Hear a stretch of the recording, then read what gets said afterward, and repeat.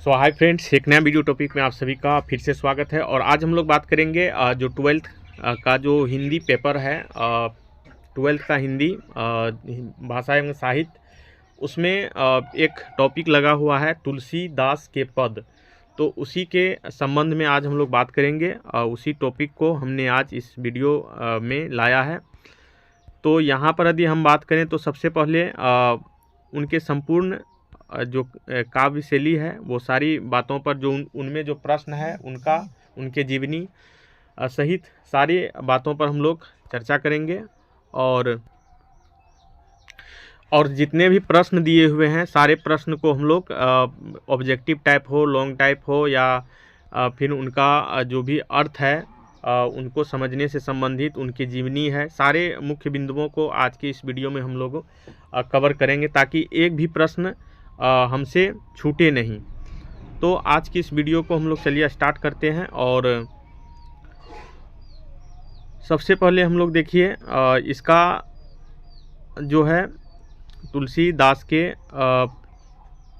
जीवन परिचय पर हम लोग बात करेंगे। तो देखिए यहाँ कवि जीवन परिचय बताया जा रहा है। और यहाँ पर यदि हम बात करें तो यहाँ पर देख पा रहे होंगे कि कवि परिचय में 1543 से 1623 बताया जा रहा है। और जीवन परिचय यहाँ लिखा हुआ है।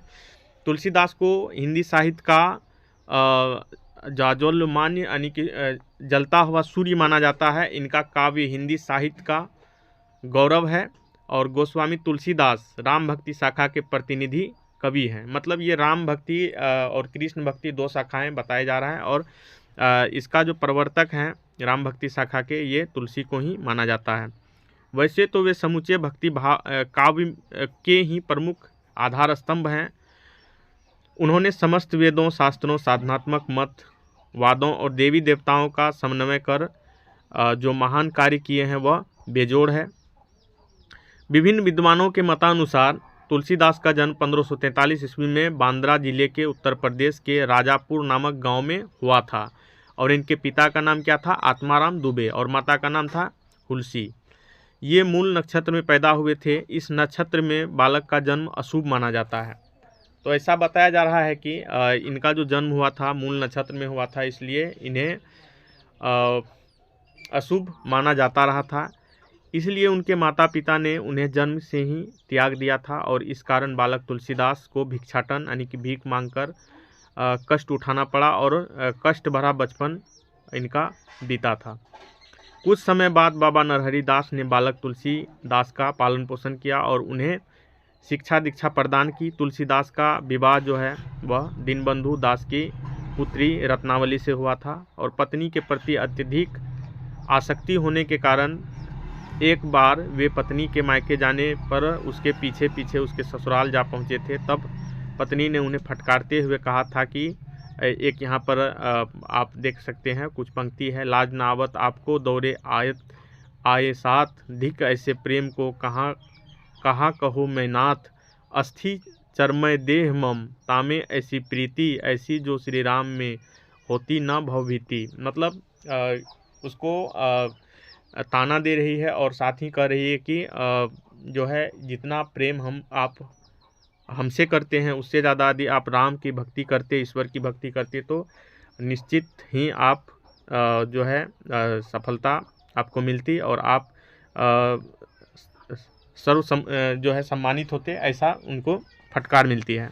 तो पत्नी की इस फटकार से ने पत्नी आसक्त विषय तुलसी को महान राम भक्त और महाकवि बना दिया। उनका समस्त जीवन प्रवाह ही बदल गया। तुलसी ने साधना प्रारंभ कर दी, रामानंद और से राम भक्ति की दीक्षा ली और उन्हें अपना गुरु माना। उन्होंने काशी और चित्रकूट में रहकर अपने अनेक काव्यों की रचना भी की। तो यहाँ प्रश्न आता है कहाँ पर थे, तो वहाँ पर आप लोग देखिए काशी और चित्रकूट में रह करके उन्होंने अनेक काव्यों की रचना की। सन 1623 ईस्वी में श्रावण शुक्ल सप्तमी के दिन तुलसीदास ने 80 घाट पर प्राण त्यागे। उनकी मृत्यु के बारे में कहा जाता है कि यहाँ पर एक पंक्ति है उनके मृत्यु से संबंधित, संवत 1680, 80 गंग के तीर, श्रावण शुक्ल सप्तमी, तुलसी तजे शरीर। मतलब 80 घाट पर जो है 1680 में इन्होंने अपना शरीर को त्याग दिया।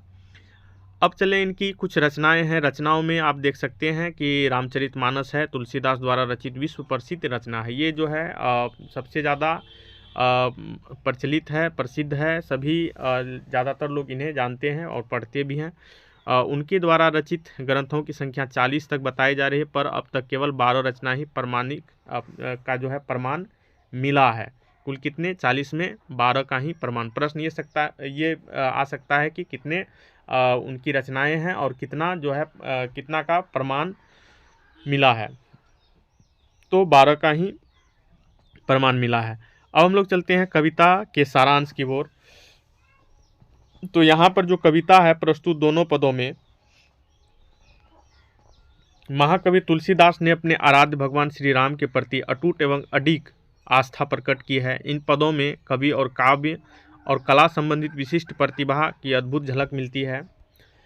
प्रथम पद में हम लोग देखते हैं कि प्रथम पद में कवि द्वारा रचित विनय पत्रिका की सीता स्तुति खंड से लिया गया है।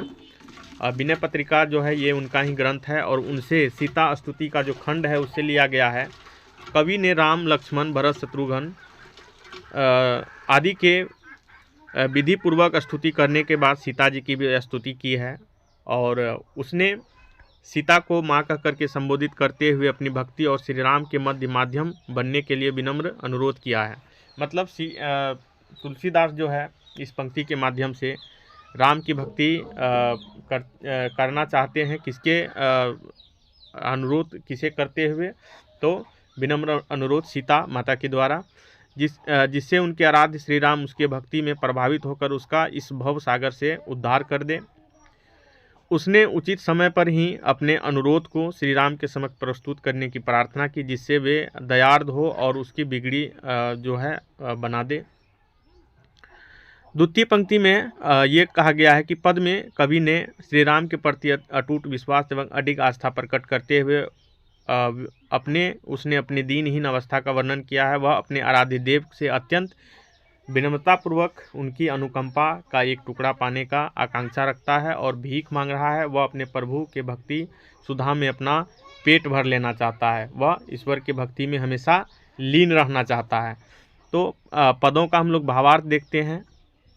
तो यहाँ पर देखिए पदों का भावार्थ है। प्रथम पद में कबहुक अम्ब अवसर पाई, मरियो सुधी दयाबी कुछु करुण कथा चलाई, दीन सब अंगहीन छीन मलिन अधि अघाई, नाम ले भरे उदर एक प्रभु दासी दास कहाई, बुझे सो है कौन कहबी नाम दशा जनाई, सुनत राम कृपालु की मेरी बिगाड़ियों बनी जाई, जानकी जगजननी जग जनीन जन की किए बचन सहाई, तरे तुलसीदास भव तब नाथ गुण गण गाई।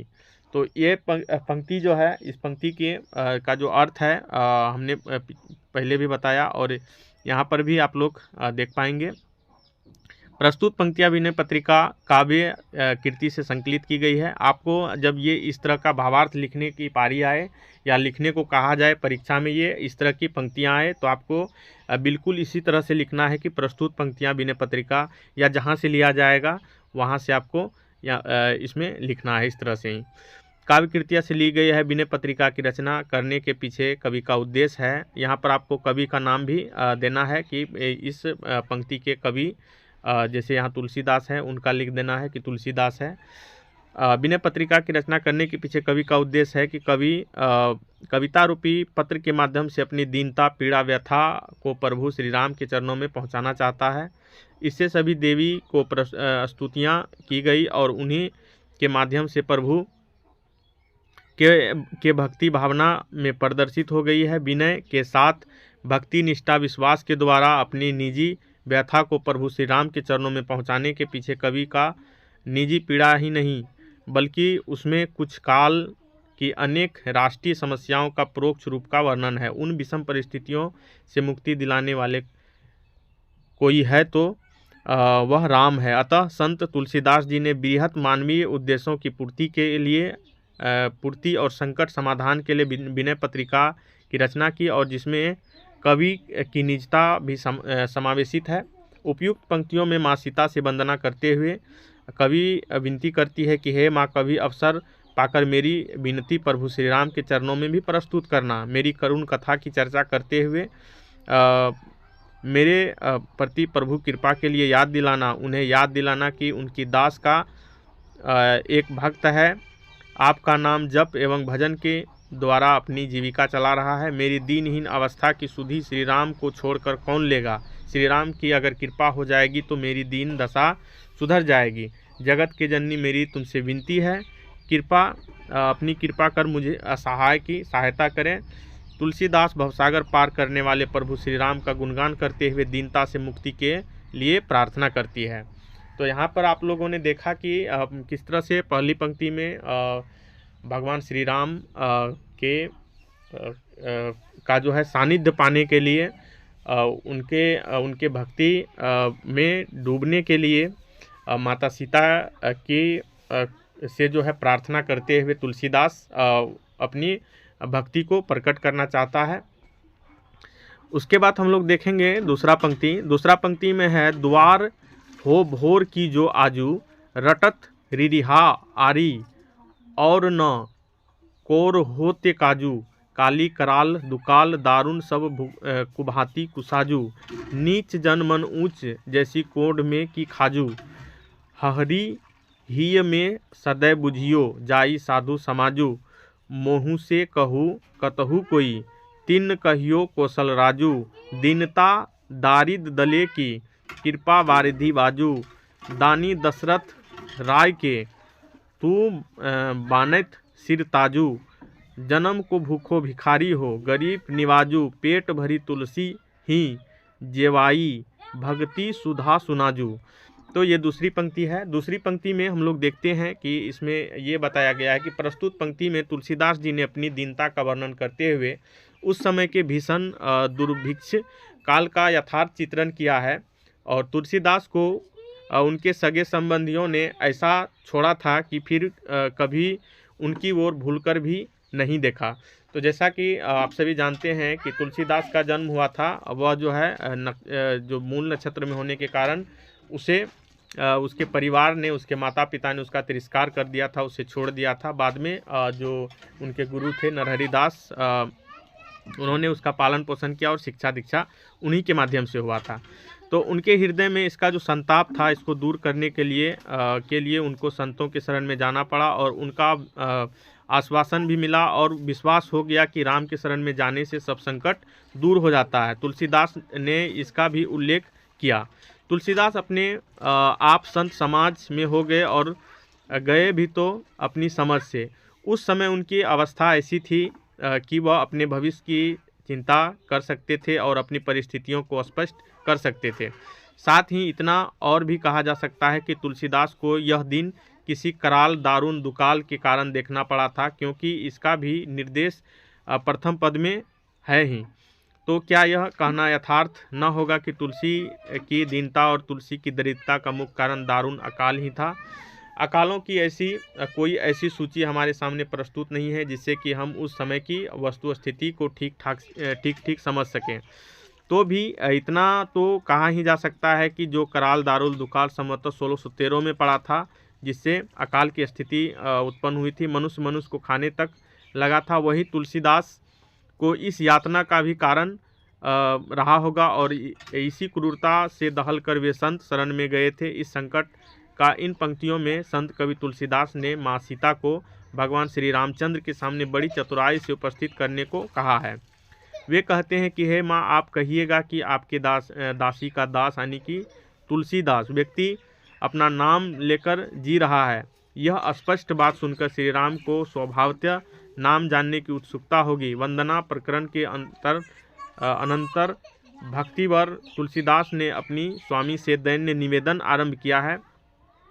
उसके प्रभु का महत्व, औदार्यशील और जीव के असमर्थ को दिखाते हुए उनकी उद्धार की याचना की और बीच बीच में उनके नैतिक उत्थान का भी अभिलाषा प्रस्तुत किया है। तो यहाँ जो प्रथम और द्वितीय पंक्ति है, यह काफ़ी जो कि विनय पत्रिका प्रथम पंक्ति उन्होंने अनुनय विनय किया था, करते हुए भगवान श्री रामचंद्र को अपने भक्ति भावना से ओतप्रोत होने का भी यहाँ पर प्रस्तुत किया है। वह माता सीता के माध्यम से वह अपनी भक्ति को दिखाना चाहता है। तो ये जो है ये इनका जीवनी और इनका जो पहला और दूसरा पंक्ति था हम लोगों ने देखा। अब हम लोग इसका कुछ प्रश्न देखेंगे, क्योंकि शॉर्ट जो ऑब्जेक्टिव टाइप प्रश्न है और लॉन्ग टाइप प्रश्न है, दोनों प्रश्नों को हम लोगों को देखना चाहिए। तो पहला प्रश्न है इसमें पहला प्रश्न है इसमें तुलसीदास की का कौन सी रचना है। तो यहाँ पे ऑप्शन में आपको दिया है उषा, पद, हार जीत, अधिनायक। तो आप लोगों को पता ही है कि ये जो है पद है, तो ऑप्शन हो जाएगा, इसका आंसर हो जाएगा ख। तो ख ऑप्शन इसका सही आंसर है। उसके बाद कह रहा है कि तुलसीदास के शिक्षा गुरु कौन थे। तो यहाँ पर देखिए शेष सनातन जी, विद्यापति जी, शेष नाथ जी, कालनाथ जी। इसका उत्तर शेष सनातन जी। इसका शिक्षा गुरु नरहरि दास हम लोग देखते हैं, लेकिन यहाँ पर शायद इसमें हो सकता है कुछ कन्फ्यूजन हो सकता है, लेकिन इसका आंसर ये दिया गया है। तो उसके अगले क्वेश्चन की ओर हम लोग देखते हैं। काशी में कितने वर्ष रहकर तुलसीदास विद्या अध्ययन किए। तो यहाँ पर देखिए 15 वर्षों तक काशी में वह रहे थे। उसके बाद अगला प्रश्न है 4 नंबर प्रश्न है, द्वार हो भोर ही जो आजू, रटत रिहाहा आरी और न कौर की ते के बाद क्या हो जाएगा ते काजू। तो यहाँ पर ऑब्जेक्टिव जो है जो भरने वाला जो होता है वह भी प्रश्न आपको पूछा जा सकता है। कली कराल दुकाल, यहाँ पर क्या हो जाएगा डैश है, और सब कुभाती कुसाजू, नीच जन मन उच्च जैसे कोढ़ में की खाजू। तो यहाँ पर दारुण हो जाएगा, तो इसका हो जाएगा दारुण। उसके बाद फिर अगला प्रश्न है, अगला प्रश्न में आप लोग देखिएगा, अगला प्रश्न में कह रहा है कि तुलसीदास का जन्म कब हुआ था। तो यहाँ पर आप लोग देख पाइएगा कि 1543 ईस्वी में उसका जन्म हुआ था। फिर यहाँ ऑब्जेक्टिव प्रश्न है, कबहू अवसर पाई मेटियो सुधी दियानबी कछु कारुण कथा तो चलाई। तो यहाँ उत्तर हो जाएगा अम्ब। फिर दूसरा नंबर है, बूझी है सो कौन कहिबे नाम जनाई, सुनत राम कृपालु की मेरी बिगड़ियों बनी जाई। तो ये दशा यहाँ पर इसका हो जाएगा। जानकी जगजननी जन की किए सहाई, ते तुलसी, यहाँ डैश है डैश सहाई, ते तुलसी भव तब नाथ गुण गन गाई। तो इसका हो जाएगा बचन।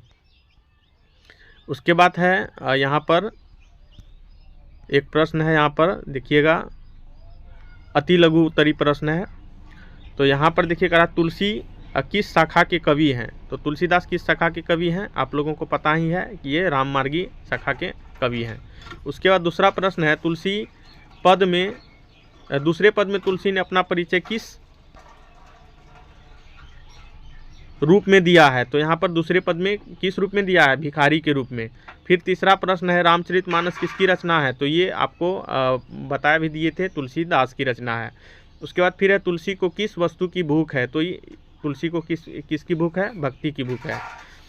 कबहू अम्ब अवसर पाई अब, यह अम्ब संबोधन किसके लिए है। तो अम्ब है सीता के लिए। उसके बाद तुलसी के पठित पद किस भाषा में है। तो अवधी भाषा में। आप लोगों को पता ही है ज़्यादातर इनकी रचनाएं जो है अवधी में ही लिखी गई है। उसके बाद है पाठ्य पुस्तक के प्रश्न एवं उनके उत्तर। तो देखिए, कबहू अम्ब अवसर पाई, यहाँ अम्ब संबोधन किसके लिए है, इस संबोधन का मर्म स्पष्ट करें, ये प्रश्न है। और इसका आंसर है, उपयुक्त पंक्ति में अम्ब का संबोधन माँ सीता के लिए किया गया है। गोस्वामी तुलसीदास ने सीता को सम्मान सूचक शब्द अम्ब के द्वारा उनके प्रति सम्मान की भावना प्रस्तुत की है। फिर दूसरा प्रश्न है, प्रथम पद में तुलसीदास ने अपना परिचय किस प्रकार दिया है। तो प्रथम पद में तुलसीदास ने अपने विषय में हीन भाव प्रकट किया है।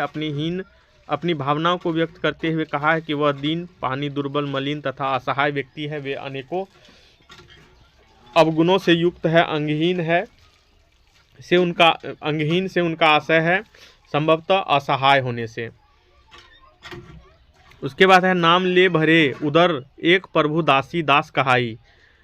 तो ये है क नंबर का, तो इस प्रस्तुत पद्यांश का अर्थ है तुलसीदास भगवान राम का गुणगान करके उनकी कथा कहकर जीवन यापन कर रहे हैं, अर्थात सीता माता का सेवक बनकर राम कथा द्वारा परिवार का भरण पोषण कर रहे हैं। नाम ले भरे उदर, मतलब नाम ले करके, भरे मतलब भरता है, उदर मतलब पेट भरता है। एक प्रभु दासी दास कहाई, तो प्रभु मतलब प्रभु श्री राम से कहने की बात कह रहा है कौन? तुलसीदास। किसके माध्यम से? माता सीता के माध्यम से।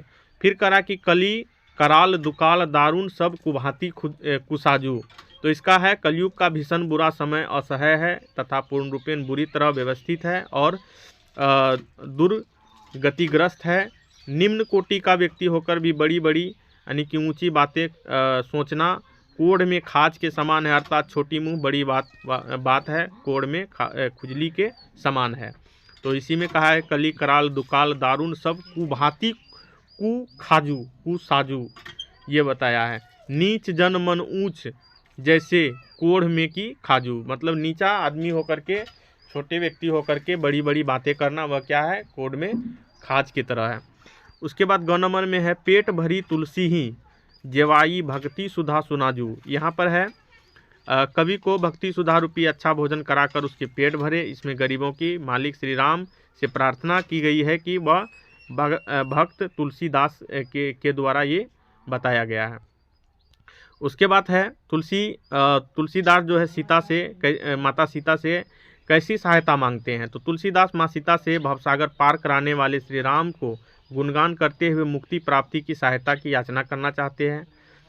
हे जगत के जननी अपने वचन द्वारा मेरी सहायता कीजिए, ऐसा वह उनसे याचना करते हैं। फिर है तुलसी सीधे राम से न कहकर सीता से क्यों कहलवाना चाहते हैं? तो देखिए ऐसी संभवतः तुलसीदास इसलिए चाहते थे क्योंकि उनको अपनी बातें स्वयं राम के समक्ष रखने का साहस नहीं हो रहा है होगा, वे संकोच का अनुभव कर रहे होंगे। पहला ये होगा। दूसरा ये हो सकता है कि सीता सशक्त ढंग से यानी कि जोर देकर उनकी बातों को भगवान श्री राम के समक्ष रख सकेंगे। ऐसा प्रायः देखा जाता है कि किसी व्यक्ति से उनकी पत्नी के माध्यम से कार्य करवाना अधिक आसान होता है। फिर तीसरा है तुलसी ने सीता जी को माँ माना है और पूरे रामचरितमानस में अनेकों बार माँ कहकर ही संबोधित किया। अतः माता सीता द्वारा अपनी बातें श्री राम के समक्ष रखना ही उनको श्रेष्ठकर समझा। इसलिए जो है वह माता सीता से अनुनय विनय करके अपनी बातों को रखने का प्रयास किया है। फिर छठा प्रश्न है राम को सुनते ही तुलसी की बिगड़ी बात बन जाएगी, तुलसी के इस भरोसे का क्या कारण है? तो यहाँ पर देखिए गोस्वामी तुलसीदास राम के भक्ति में इतना अधिक मगन थे कि वह पूरे जगत को राम में पाते थे, सिवा राम में सब जग जानी, यह उनका मूल मंत्र था। अतः उनका यह दृढ़ विश्वास था कि राम दरबार पहुँचते ही उनकी बिगड़ी बातें बन जाएगी, अर्थात राम जियों ही उनके बातों को जान जाएंगे, उनकी समस्याओं एवं कष्ट को से परिचित होंगे, वे इसका समाधान कर देंगे, उनकी बिगड़ी हुई बातें बन जाएगी। उसके बाद सातवां प्रश्न है दूसरे पद में तुलसी ने अपना परिचय किस रूप में दिया है? तो दूसरे पद में देखिए तुलसीदास ने अपना परिचय बड़ी बड़ी बातें करने वाला अधम यानी कि शुद्ध जीव यानी कि छोटा जीव कहा है। छोटी मुंह बड़ी बात यानी बड़बोला करने वाला व्यक्ति के रूप में स्वयं को प्रस्तुत किया है, जो कि कोण में खाज के यानी खुजली के तरह है। उसके बाद फिर कह रहा है कि दोनों पदों में से किस रस की व्यंजना हुई है। अब यहाँ पर रस जो है कविता से जो रसाभाव उत्पन्न हुआ है उसके बारे में बताया गया है। तो दोनों पदों में भक्ति रस की व्यंजना हुई है। तुलसीदास ने मर्यादा पुरुषोत्तम राम तथा जगत जननी माता की स्तुति द्वारा भक्ति भाव की अभिव्यक्ति इन दोनों पदों में मिलता है। यदि हम रसों के बारे में बात करें तो रसों की संख्या कितना है? 9 रस है। और इसके भी बारे में हम लोग बाद में जो है एक सेपरेट वीडियो लाएंगे, टॉपिक लाएंगे, तब तक आप लोग इस टॉपिक को देखिए। तुलसी के हृदय में किसका डर है? तो तुलसी की दयनीय अवस्था में उनके सगे संबंधियों आदि किसी ने भी उसका साथ नहीं दिया। अपने हृदय में इसका संताप था। इससे मुक्ति पाने के लिए उन्हें संतों के शरण में जाना पड़ा और उन्हें वहाँ इसका आश्वासन भी मिला कि श्री राम के शरण में जाने से सब संकट दूर हो जाते हैं। फिर है अगला प्रश्न है 10वां प्रश्न, राम स्वभाव में कैसे हैं, पठित पदों के आधार पर बताइए। तो देखिए यहाँ पर प्रस्तुत पदों में राम के लिए संत तुलसीदास जी ने कई शब्दों का प्रयोग किया है, जिससे राम के चारित्रिक गुणों के बारे में जानकारी प्राप्त होती है। श्री राम को कवि ने कृपालु कहा है। श्री राम कवित्व जन जीवन के लिए अनुकरणीय और वंदनीय है। प्रस्तुत पदों में तुलसीदास ने राम की कल्पना मानव और मानवेतर दो रूपों में किया है। राम के कुछ चरित्र प्रकट रूप में और कुछ चरित्र गुप्त रूप में दृष्टिगत होता है। उपयुक्त पदों में परब्रह्म राम और दाशरथी राम के व्यक्तित्व की व्याख्या की गई है। राम में सर्वश्रेष्ठ मानव गुण है। राम स्वभाव से ही उदार और भक्त वत्सल हैं। राम दशरथी राम को दानी के रूप में तुलसीदास ने चित्रण किया है। पहली कविता में प्रभु, बिगड़ा काम बनाने वाले, भावना आदि शब्द राम के लिए आए हैं और इन दोनों शब्दों द्वारा परब्रह्म अलौकिक प्रतिभा संपन्न श्री राम की चर्चा किया है। दूसरी कविता में कौशल राज, दशरथी राम, गरीब, नियाजू आदि शब्द श्री राम के लिए प्रयुक्त हुए हैं। अतः उपयुक्त पद्यांशों के आधार पर हम श्री राम को दोनों रूपों में दर्शन कर पाते हैं। वे दीनबंधु, कृपालु, गरीबों के त्राता के रूप में हमारे समक्ष उपस्थित होते हैं। दूसरी ओर कौशल राजा, दशरथ राज आदि शब्द मानव राम के लिए प्रयुक्त हुआ है। इस प्रकार राम के व्यक्तित्व और भक्त वत्सलता, शरणागत वत्सलता, दयालुता, अमित ऐश्वर्य वाला, अलौकिक शील और अलौकिक सौंदर्य के रूप में यहाँ पर प्रस्तुत किया गया है। उसके बाद है अगला क्वेश्चन है 11वां क्वेश्चन, तुलसी को किस वस्तु की भूख है। तो देखिए, तुलसी जी गरीबों के लिए त्राता भगवान श्री राम से कहते हैं कि हे प्रभु, मैं आपके भक्ति का भूखा हूँ, जन्म जन्म से हूँ। मुझे भक्तिमय अमृत का पान कराकर क्षुधा की तृप्ति कराइए। फिर 12वां प्रश्न है, पठित पदों के आधार पर तुलसी की भक्ति भावना का परिचय दीजिए। तो यहाँ पर देखिए, प्रस्तुत पाद्यांशों में कवि तुलसीदास ने अपनी दीनता एवं दरिद्रता से मुक्ति पाने के लिए माँ सीता के माध्यम से प्रभु श्री राम के चरणों में विनय से युक्त प्रार्थना प्रस्तुत करते हैं। वे स्वयं को प्रभु का दास कहते हैं। नाम ले भरे उदर द्वारा स्पष्ट हो जाता है कि श्री राम के नाम जप कर ही उनके लिए जपना ही उनका सब कुछ है। नाम जप उनकी लौकिक भूख भी मिट जाती है। संत तुलसीदास ने अपने को अनाथ कहते हुए कहते हैं कि मेरी व्यथा गरीबी की चिंता श्री राम के सिवा दूसरा कौन बुझेगा। श्री राम ही एकमात्र कृपालु हैं जो मेरी बिगड़ी बात बनाएंगे। उसके बाद फिर कह रहा है कि सीता माता से तुलसीदास जी प्रार्थना करते हैं कि आप मुझे अपने वचन द्वारा सहायता कीजिए, यानी आशीर्वाद दीजिए कि मैं भवसागर पार करने वाले श्री राम का गुणगान सदैव करता रहूं। फिर दूसरे पाद्यांश में कवि अत्यंत ही भावुक होकर प्रभु से विनती करते हैं कि हे प्रभु, आपके सिवा मेरा दूसरा कौन है जो मेरी सुध लेगा। मैं तो जन्म जन्म का आपकी भक्ति का भूखा हूँ, मैं तो दीनहीन दरिद्र हूँ। मेरी दयनीय अवस्था पर करुणा कीजिए ताकि अपनी भक्ति में सदैव लीन रह सकूं। उसके बाद है रटत रिरिहा आरी और न को कौर हिते काजू। यहाँ और का क्या अर्थ है। तो यहाँ पर देखिए, प्रस्तुत काव्य पंक्ति तुलसीदास के दूसरे पद से लिया गया है। इसमें और का प्रयोग दूसरा कुछ नहीं का के अर्थ में हुआ है, लेकिन भाव राम भक्ति से है। तुलसीदास स्वयं को कहते हैं कि हे श्री रामचंद्र जी, आज सवेरे से ही मैं आपके दरवाजे पर अड़ा बैठा हूँ, रे रे करके रट रहा हूँ, गिड़गिड़ा कर भोग रहा हूँ। मुझे और कुछ नहीं चाहिए, एक कौर टुकड़े से ही काम बन जाएगा। यानी आपका जरा सी कृपा दृष्टि से मेरा सारा काम पूर्ण हो जाएगा, यानी जीवन सार्थक हो जाएगा। यहाँ और का प्रयोग भक्ति के लिए प्रभु कृपा जरूर है के संदर्भ में हुआ है। फिर 14वां प्रश्न है, दूसरे पद में तुलसी ने दीनता और दरिद्रता दोनों का प्रयोग क्यों किया है। तो तुलसीदास ने अपने दूसरे पद में दीनता और दरिद्रता दोनों शब्दों का प्रयोग किया है। शब्दों के अनुसार दोनों शब्दों के अर्थ एक दूसरे के सामान्य तौर पर मिलते जुलते हैं, किंतु प्रयोग और कोशीय आधार पर दोनों में भिन्नता होती है। दीनता का अर्थ है निर्धनता, पराधीनता, हीनता और दयनीयता आदि से। दरिद्रता का शाब्दिक अर्थ है पवित्रता, अरुचि, अशुद्धता, दरिद्रता और घोर गरीबी में जीने वाला को ही हम लोग दरिद्रता के श्रेणी में जानते हैं। निर्धनता के कारण समाज में उसे प्रतिष्ठा नहीं मिलती है, इससे भी उसे अपवित्र माना जाता है। उसके बाद है दरिद्र, दुर्भिक्ष और अकाल के लिए भी प्रयुक्त होता है। दरिद्र जो है वह अकाल शब्द के लिए भी प्रयुक्त होता है। संभव है तुलसीदास जी ने अपने दीनहीन दशा के कारण अपने को अशुद्ध अशुचि के रूप में देखते हैं। एक का अर्थ गरीबी, बेकारी, बेबसी के लिए और दूसरे का प्रयोग अशुद्धि, अपवित्र के लिए हुआ होगा। तीसरी बात भी है कि तुलसीदास जी इस कविता के रचना कर रहे थे तो उस समय भारत में भयंकर अकाल पड़ा था, जिसके कारण पूरा देश घोर गरीबी, भुखमरी का शिकार हो गया था। हो सकता है अकाल के लिए भी उनका प्रयोग किया हो। कवि अपने भावों की पुष्टिकरण के लिए शब्दों का प्रयोग में चतुराई तो दिखाते ही हैं। उसके बाद है प्रथम पद का भावार्थ अपने शब्दों में लिखिए।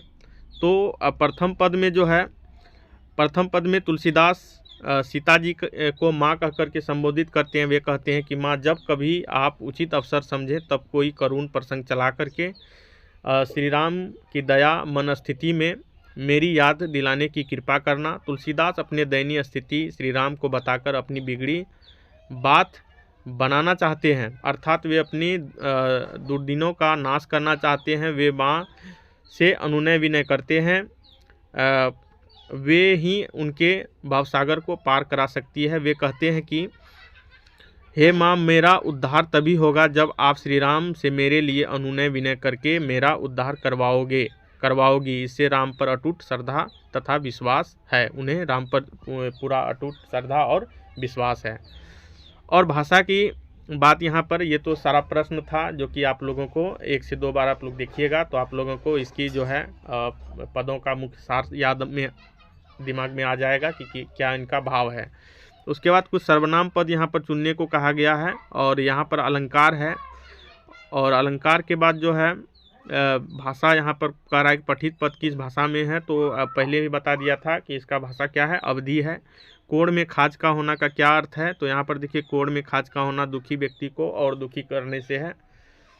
उसके बाद और भी कई प्रश्न है। उसके बाद यहाँ से जीवनी, तो हमने शुरू में आप लोगों को जीवनी बता दिया था और साथ ही साथ जितना भी प्रश्न है उसको भी हम लोगों ने आज के इस वीडियो में किया। तो उम्मीद है कि बहुत सारी जानकारी आपको मिल गया होगा। 1 से 2 बार देखिएगा तो आपको सारी जानकारी आ जाएगी। उम्मीद है कि ये वीडियो अच्छा लगा होगा। अच्छा लगे तो वीडियो को लाइक शेयर कीजिए और इससे भी लगातार आप लोगों के लिए 11th 12th 9th 10th ये सारा जो है वीडियो आप लोगों का हिंदी का आएगा। और साथ ही साथ जो स्टेट वगैरह का जो एग्ज़ाम होता है उसके लिए भी वीडियो अवधि आप लोग चाहते हैं तो सपोर्ट कीजिए।